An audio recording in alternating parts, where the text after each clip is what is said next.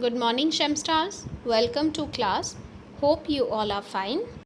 We are doing chapter Working of Institution of Political Science, class 9, and today we will discuss about Prime Minister and Councils of Ministers. There is no direct election to the post of the Prime Minister. The President appoints the Prime Minister. The President appoints the leader of the majority party or the coalition of parties that command a majority in the Lok Sabha as Prime Minister. In case no single party or alliance gets a majority, the President appoints the person most likely to secure majority support. The Prime Minister does not have a fixed tenure. He continues in power so long as he remains the leader of the majority party or coalition. Now, after the appointment of the Prime Minister, the President appoints for the other ministers that on the advice of all the Prime Minister, which are usually from the majority party or the different ranks that has the majority like in cabinet ministers are usually the top level leaders is free of the ruling party or parties as they are in charge of the major ministries. A person who is the cabinet is the inner ring of the council of ministers and comprises about 25 ministers. To one then of second the comes the ministers of state with 6 independent appointment as they are usually in charge of smaller ministries. They participate in the cabinet meetings only when specially invited. Then we have ministers of state. They are the junior ministers who are assigned to assist cabinet ministers and the ministers of state with independent charge. Parliamentary democracy in most countries is often known as the cabinet form of government because most of the decisions are taken in cabinet meetings.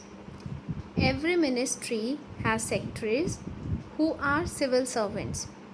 The secretaries provide the necessary background information to the ministers to take decisions. The cabinet as a team is assisted by the cabinet secretariats. Now we move further to the president. The president is the head of the state. The president supervises the overall functioning of all the political institutions in India so that they operate in harmony to achieve the objectives of the state. Election procedure is that president is not elected directly by the people. A candidate standing for president's post has to get a majority of votes from member of parliament, that means MPs, and the member of the legislative assembly, that are MLAs, to win the elections. So we can say that the president is the head of the state. He exercises only nominal powers. He represents the country but does not rule it. He is not elected directly by the people. The MPs and MLAs elect him. Now we discuss about the powers of president. All governmental activities take place in the name of the president. All laws and major policy decisions of the government are issued in the name of the president.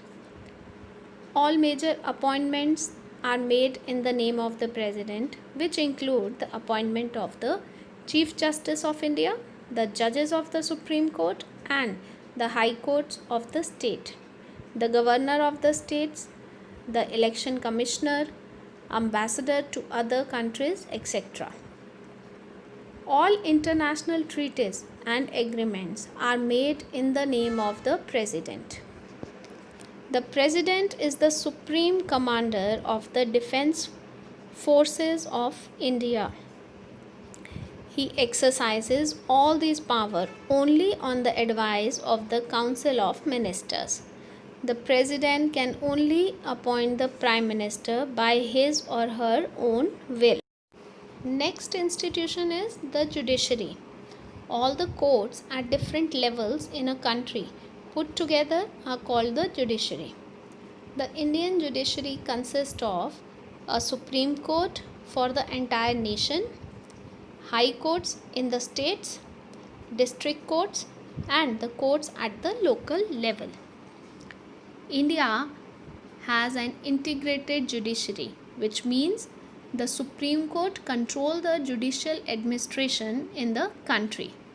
Its decisions are binding on all other courts of the country.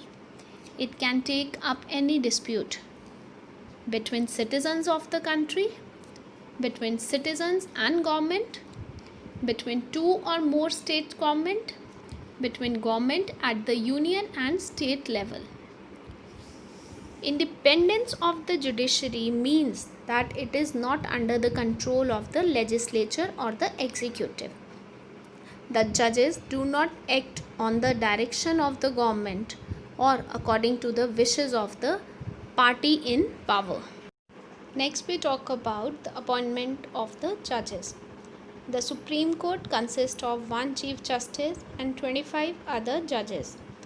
The Chief Justice was appointed by the President. The other judges appointed by the President with consultation with the Chief Justice and on the advice of Prime Minister. Once a person is appointed as judge, it is nearly impossible to remove him or her from the position. If we talk about the powers of judiciary, the judiciary in India is one of the most powerful in the world. The Supreme Court and the High Court have the power to interpret the constitution of the country. They can determine the constitutional validity of any legislation or action of the executive in the country when it is challenged before them. This is known as the judicial review. The Supreme Court of India has also ruled that the core or basis principles of the Constitution cannot be changed by the Parliament. The power and the independence of the Indian judiciary allow it to act as the guardian of the fundamental rights. Anyone can approach the court if public interest is hurt by the actions of the government, and this is called public interest litigation.